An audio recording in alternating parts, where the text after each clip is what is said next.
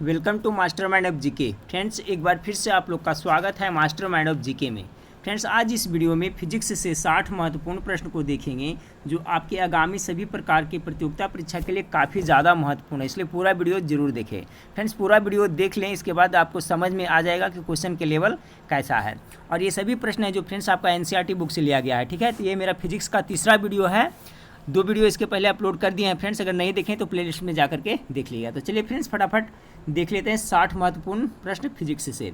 Friends, video अच्छा लगे तो लाइक कर दीजिएगा और चैनल पर पहली बार आए हैं तो चैनल को सब्सक्राइब कर बेल आइकन को दबा दीजिएगा। आज का पहला सवाल है फ्रेंड्स कि कार्य के अधिकतम मान के लिए थीटा कोण का मान होना चाहिए। तो कार्य के अधिकतम मान के लिए थीटा कोण का मान कितना होना चाहिए? तो 0 डिग्री होना चाहिए। ऑप्शन नंबर ए इसका बिल्कुल राइट आंसर हो जाएगा, ठीक है फ्रेंड्स। चलिए सवाल नंबर 2 कि कार्य तथा शक्ति में संबंध होता है, क्या संबंध होता है फ्रेंड्स? गेस करते चलिएगा। तो क्या कार्य बराबर क्या होता है? सामर्थ्य गुना समय होता है, यानी ऑप्शन नंबर ए इसका बिल्कुल राइट आंसर हो जाएगा, ठीक है। चलिए सवाल नंबर 3 को देखते हैं। सवाल नंबर 3 है फ्रेंड्स कि किसी वस्तु द्वारा किया गया कार्य हो सकता है, क्या हो सकता है? धनात्मक हो सकता है, ऋणात्मक हो सकता है, या शून्य हो सकता है, या उपयुक्त सभी हो सकता है। तो जी इसका बिल्कुल राइट आंसर हो जाएगा ऑप्शन नंबर डी, उपयुक्त सभी हो सकता है, ठीक है। किसी वस्तु द्वारा किया गया कार्य हो सकता है, धनात्मक भी होगा, ऋणात्मक भी हो सकता है, शून्य भी हो सकता है। सवाल नंबर 4 को देखिए, कार्य का मात्रक है। तो कार्य का मात्रक क्या होता है फ्रेंड्स? तो कार्य का मात्रक जूल होता है, ऑप्शन नंबर ए इसका बिल्कुल राइट आंसर है। चलिए सवाल नंबर 5 को देखिए। सवाल नंबर 5 है कि वायु शक्ति में ऊर्जा का कौन सा रूप विद्युत ऊर्जा में परिवर्तित होता है? बहुत ही इंपॉर्टेंट प्रश्न है फ्रेंड्स। सवाल नंबर 5 कि वायु शक्ति में ऊर्जा का कौन सा रूप विद्युत ऊर्जा में परिवर्तित होता है? तो इसका जो ऑप्शन नंबर ए है बिल्कुल राइट आंसर गतिज ऊर्जा हो जाएगा, ठीक है। चलिए सवाल नंबर 6 को देखें। सवाल नंबर 6 है कि किसी गतिशील पिंड का वेग 2 गुना कर दिया जाए तब गतिज ऊर्जा में परिवर्तन कितना होगा? देखिए प्रश्न बहुत बार एग्जाम में रिपीट हुआ है फ्रेंड्स। तो गेस करें इसका राइट आंसर क्या होगा कि किसी गतिशील पिंड का वेग 2 गुना कर दिया जाए तब गतिज ऊर्जा में परिवर्तन क्या होगा? तो 4 गुनी हो जाएगा, यानी सवाल नंबर 6 का right answer option number A हो जाएगा। चलिए सवाल नंबर 7 को देखें कि 1 जूल में होते हैं कितने अर्ग होते हैं फ्रेंड्स? 1 जूल इक्वल टू कितना अर्ग होता है? तो सवाल नंबर 7 का जो राइट आंसर हो जाएगा फ्रेंड्स ऑप्शन नंबर बी हो जाएगा, यानी 10 की पावर 7 अर्ग होता है। चलिए सवाल नंबर 8 को देखें। सवाल नंबर 8 है फ्रेंड्स कि शक्ति के विभिन्न मात्रकों में कौन सुमेलित नहीं है? तो कौन सा सुमेलित नहीं है गेस करना है फ्रेंड्स। तो सवाल नंबर 8, एक अश्व शक्ति बराबर 746 वाट है।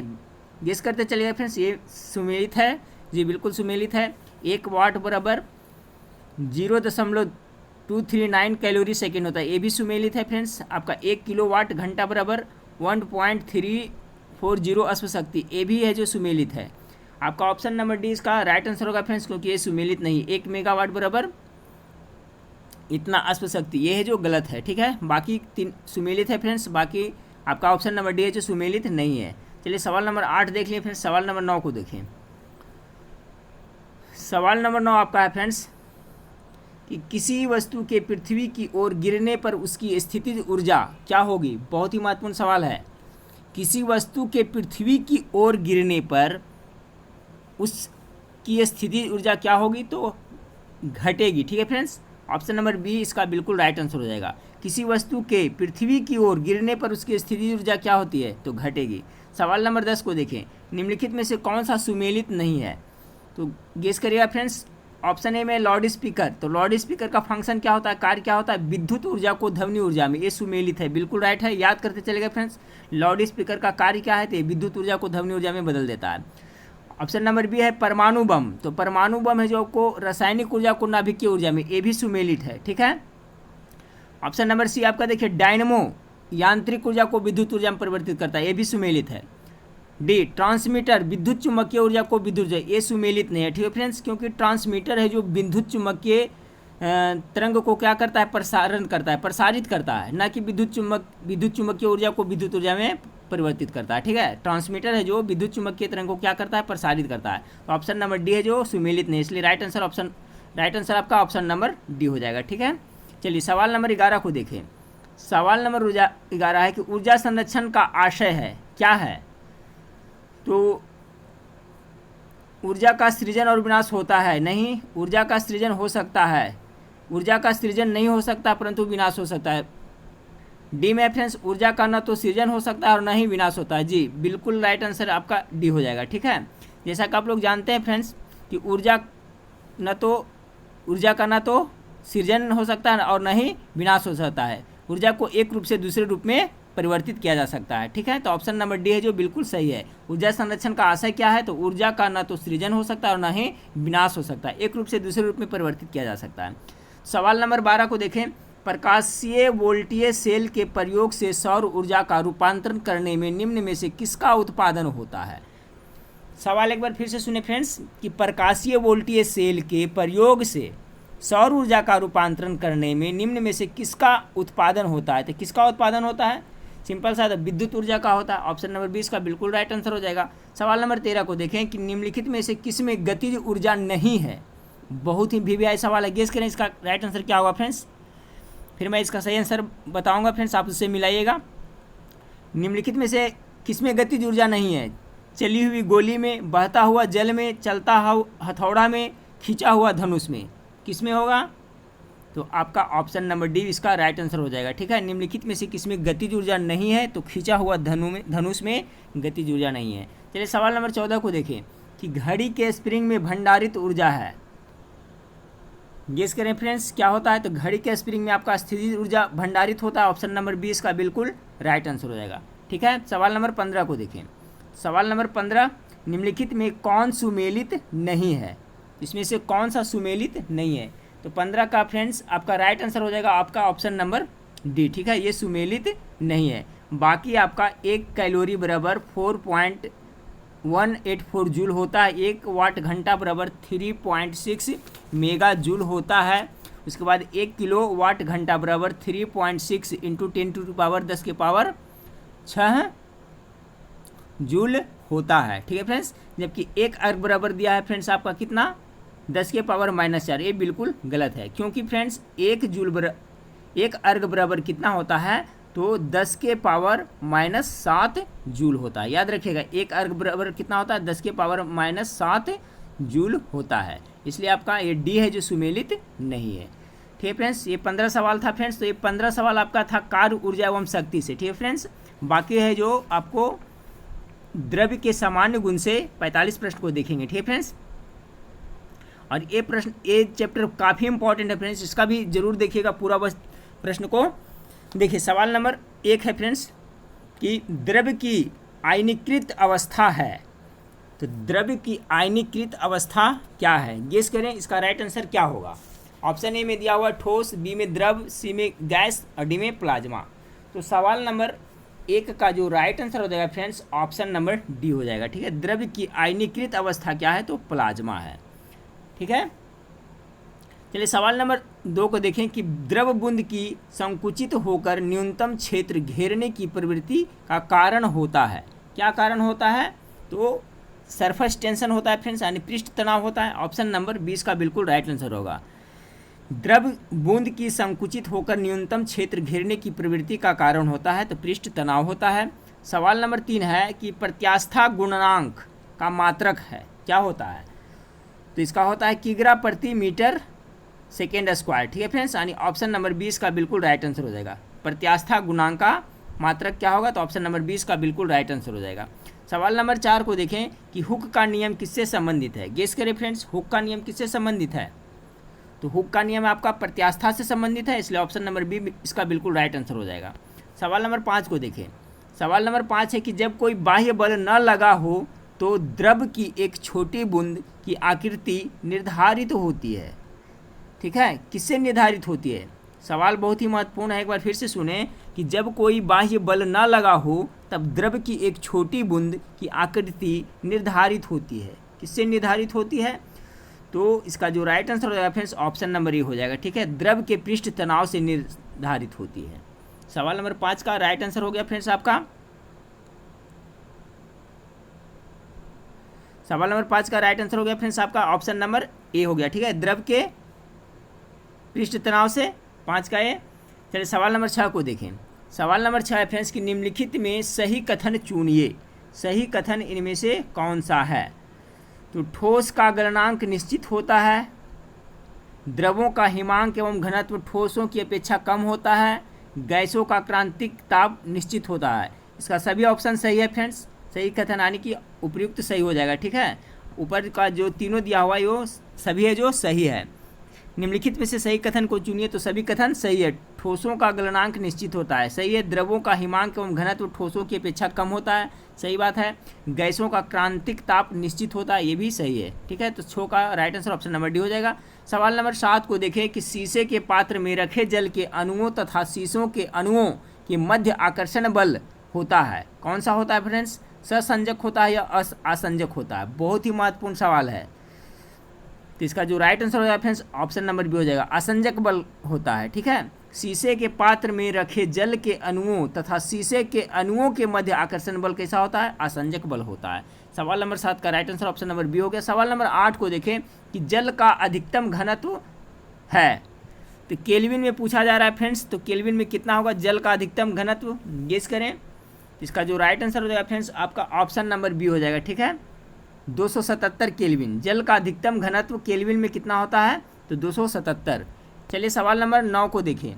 सवाल नंबर 9 है आपका फ्रेंड्स कि समुद्र में प्लवन करते हुए आइसबर्ग का कितना भाग समुद्र की सतह से ऊपर रहता है?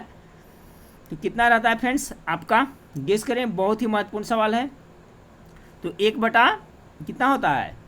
10 भाग रहता है, ठीक फ्रेंड्स। यानी कि ऑप्शन नंबर बी है जो बिल्कुल राइट आंसर हो जाएगा। समुद्र में प्लवन करते हुए आइसबर्ग का कितना भाग समुद्र की सतह के ऊपर होता है? तो 1/10 भाग ऊपर होता है। चलिए सवाल नंबर 9 देख लें फ्रेंड्स। अब सवाल नंबर 10 को देखते हैं।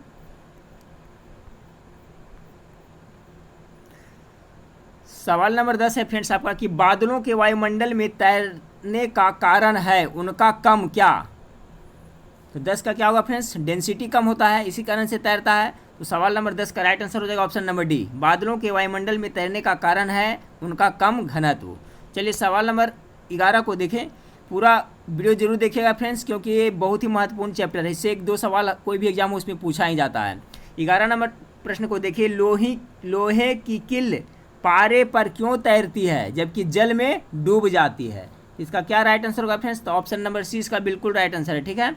लोहे का घनत्व जल से अधिक है तथा पारे से कम है, यही कारण है कि लोहे की किल पारे पर तैरती है जबकि जल में डूब जाती है। तो सवाल नंबर 11 का राइट आंसर हो जाएगा ऑप्शन नंबर सी, लोहे का घनत्व जल से अधिक है तथा पारे से कम। 11 का राइट आंसर हो जाएगा ऑप्शन नंबर सी।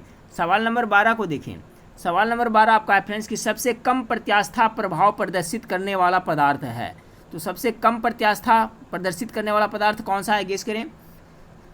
इसका जो राइट आंसर होगा फ्रेंड्स ऑप्शन नंबर ए हो जाएगा, क्वार्ट्ज, ठीक है। सबसे कम प्रत्यास्था इसमें होता है। चलिए सवाल नंबर 13 को देखें कि हाँ फ्रेंड्स, तो सवाल नंबर 13 को देखें। सवाल नंबर 13 है कि समुद्र तल पर वायुमंडलीय दाब होता है, तो कितना होता है फ्रेंड्स? इसका जो राइट आंसर हो जाएगा आपका ऑप्शन नंबर ए हो जाएगा 1.013 इंटू 10 टू दी पावर 10 के पावर 5 पास्कल होता है।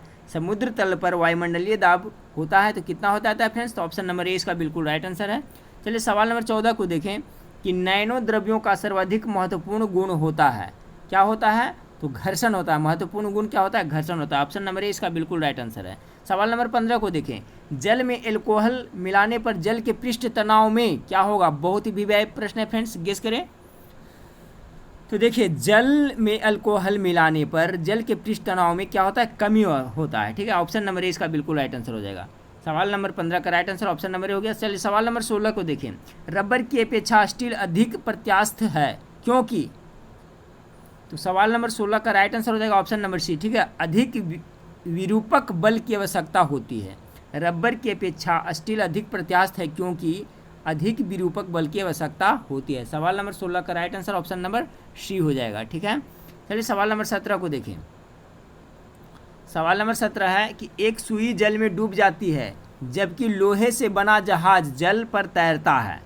देखिए ये सभी प्रश्न है फ्रेंड्स, किसी न किसी एग्जाम में पूछा हुआ है। अगर आप प्रैक्टिस सेट मारते होंगे फ्रेंड्स तो आप देखे होंगे इस टाइप का प्रश्न हमेशा आते रहता है सेट में। तो सवाल नंबर 17 का गेस करें क्या होगा राइट आंसर कि एक सुई जल में डूब जाती है जबकि लोहे से बना जहाज जल पर तैरता है। सवाल नंबर 17 का right answer option number D हो जाएगा। सुई का अपेक्षित घनत्व उसके द्वारा हटाए हुए पानी से अपेक्षित घनत्व से अधिक होता है, यही कारण ऐसा होता है, ठीक है फ्रेंड्स। तो सवाल नंबर 17 का राइट आंसर हो जाएगा ऑप्शन नंबर डी। चलिए सवाल नंबर 18 को देखें।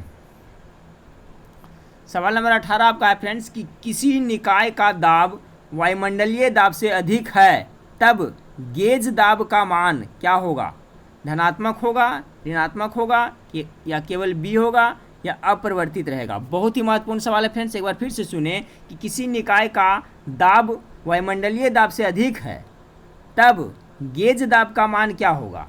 तो इसका क्या हो जाएगा फ्रेंड्स, धनात्मक होगा। यानी सवाल नंबर 18 का right answer option number A होगा। सवाल नंबर 19 को देखें। सवाल नंबर 19 आपका है, सवाल नंबर 19 है फ्रेंड्स कि निम्नलिखित में से सही कथन को चुनिए।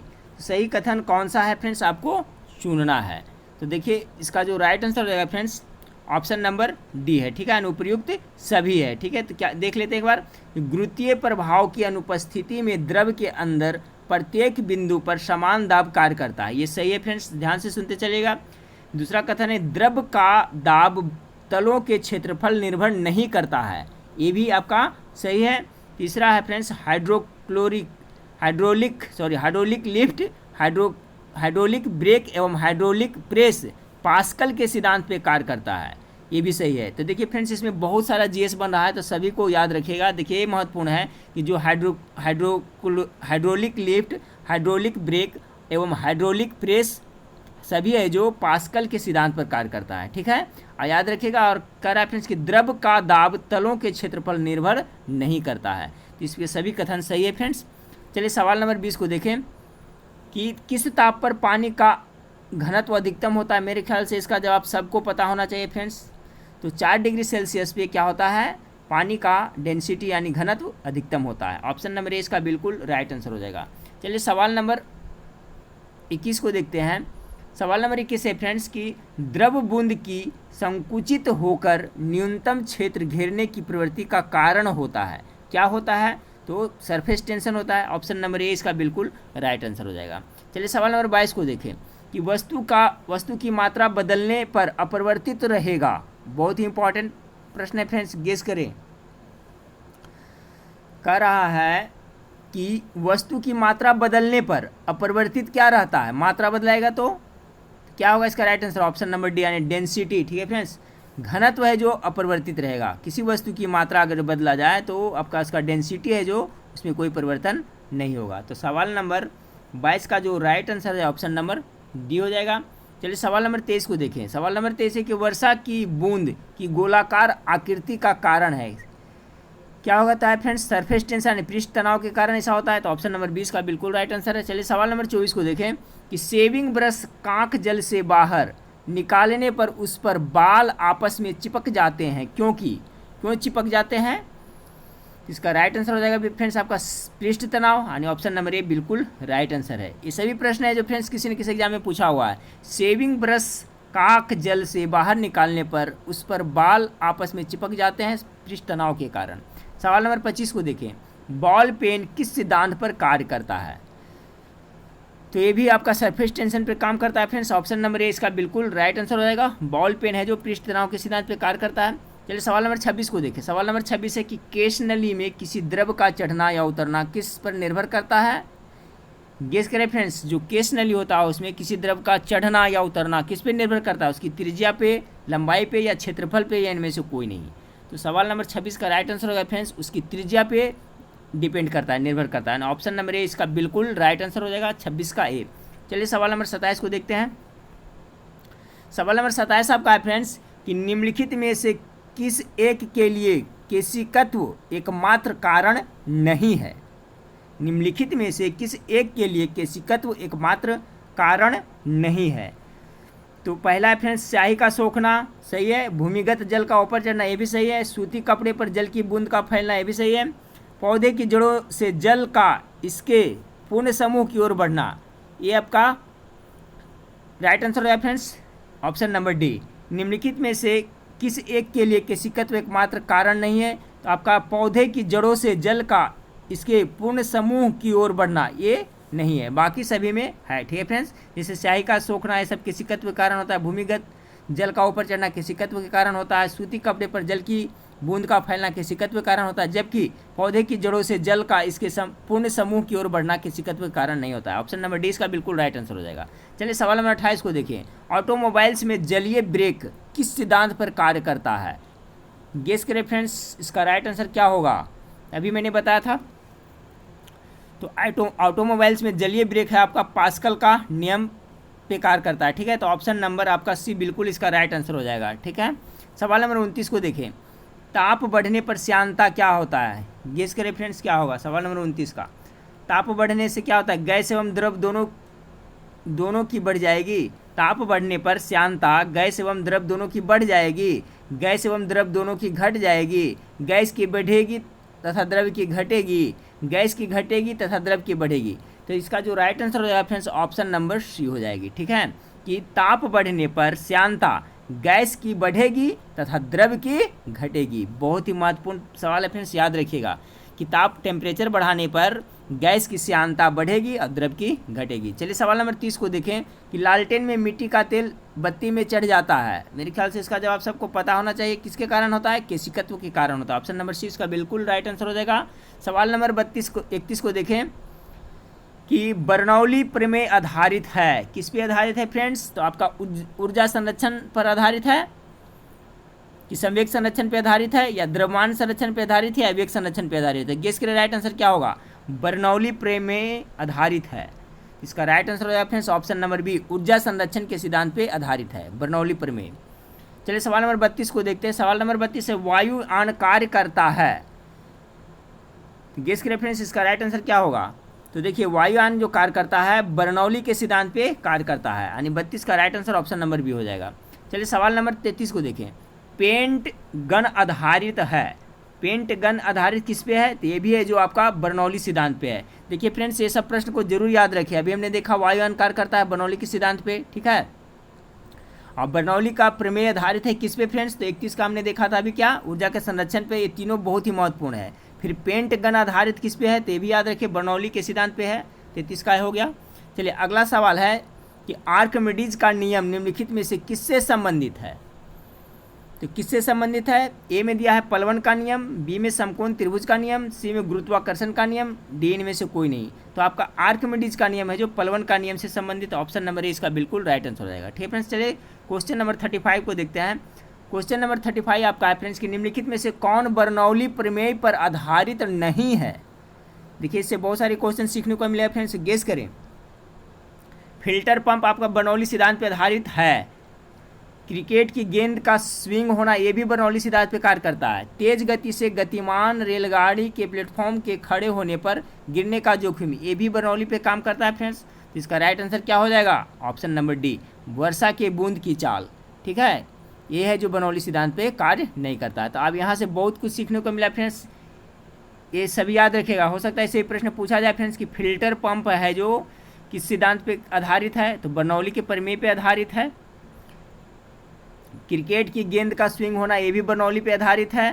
तेज गति से गतिमान रेलगाड़ी के प्लेटफॉर्म के खड़े होने पर गिरने का जो ये सभी है जो बर्नौली के सिद्धांत पे आधारित है, जबकि वर्षा की बूंद की चाल नहीं है। तो सवाल यही पूछा जा रहा था ना कि निम्नलिखित में से कौन बर्नौली प्रमेय पे आधारित नहीं है? तो ऑप्शन नंबर डी इसका बिल्कुल राइट आंसर हो जाएगा। चलिए सवाल नंबर 36 को देखें कि स्टोक्स नियम के अनुप्रयोग हैं। स्टोक्स नियम के अनुप्रयोग क्या है?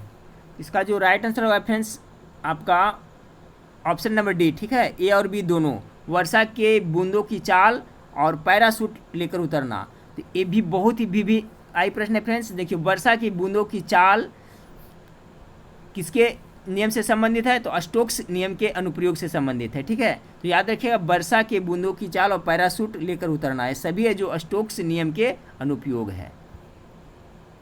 चलिए सवाल नंबर 37 को देखें कि श्यान द्रव व सीमांत वेग से गिरने वाली पिंड का त्वरण है। तो गेस करें इसका राइट आंसर क्या होगा? कि श्यान द्रव में सीमांत वेग से गिरने वाले पिंड का त्वरण है। तो सवाल नंबर 37 का राइट आंसर हो जाएगा ऑप्शन नंबर ए, धारा रेखीय प्रवाह के, ठीक है। किसका है? तो धारा रेखीय प्रवाह के।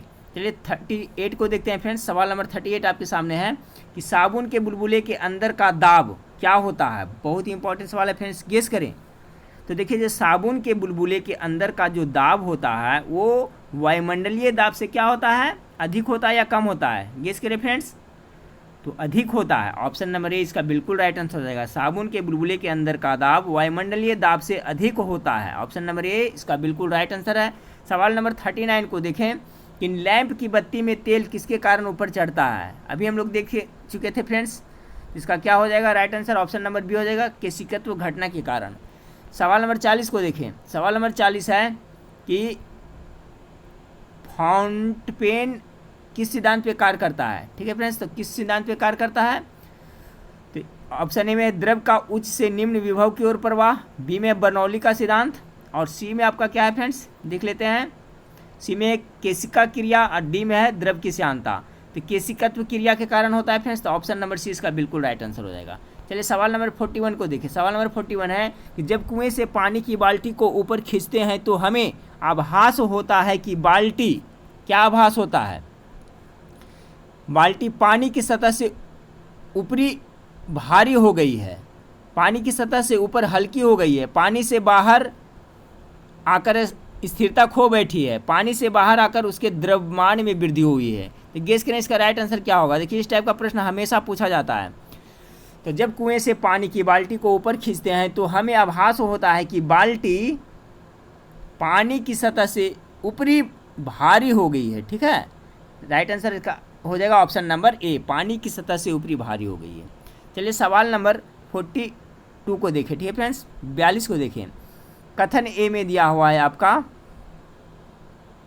कि लोहे का एक गोला पारद पर तैरता है किंतु पानी में डूब जाता है, कारण लोहे की आपेक्षिक घनत्व पारद के आपेक्षिक घनत्व से अधिक होता है।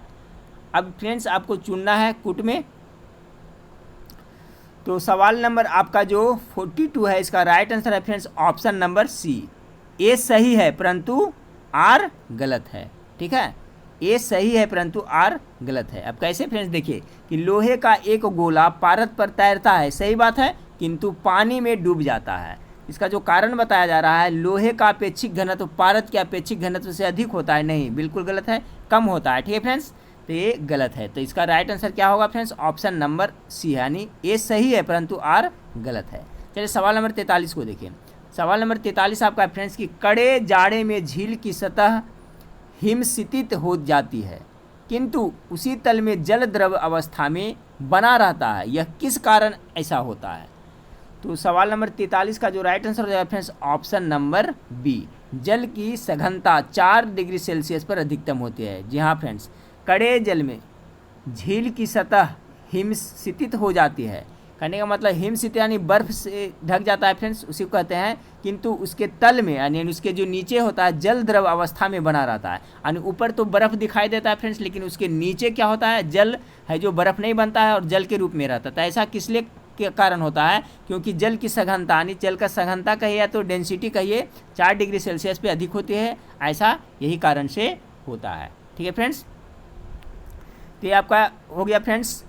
तो अभी हम लोग ने फिजिक्स से देखे फ्रेंड्स, इसी तरह से मैं फिजिक्स का टोटल ऑब्जेक्टिव करवा दूंगा फ्रेंड्स, उसके बाद केमिस्ट्री का भी करवा दूंगा, उसके बाद बायोलॉजी करा दूंगा। तो ये सभी फ्रेंड्स आपका एनसीईआरटी का संग्रह है फ्रेंड्स, एनसीईआरटी का जो मेटा सीरीज है उसी का मैं संग्रह भी बता रहा हूँ। और सभी प्रश्न है जो फ्रेंड्स बहुत ही इंपॉर्टेंट है, आप लोग खुद समझ गए हैं कि इस टाइप का प्रश्न अवश्य एग्जाम में पूछा जाता है। ठीक है फ्रेंड्स, तो नेक्स्ट वीडियो में फिर मिलते हैं, देखने के लिए थैंक यू, धन्यवाद।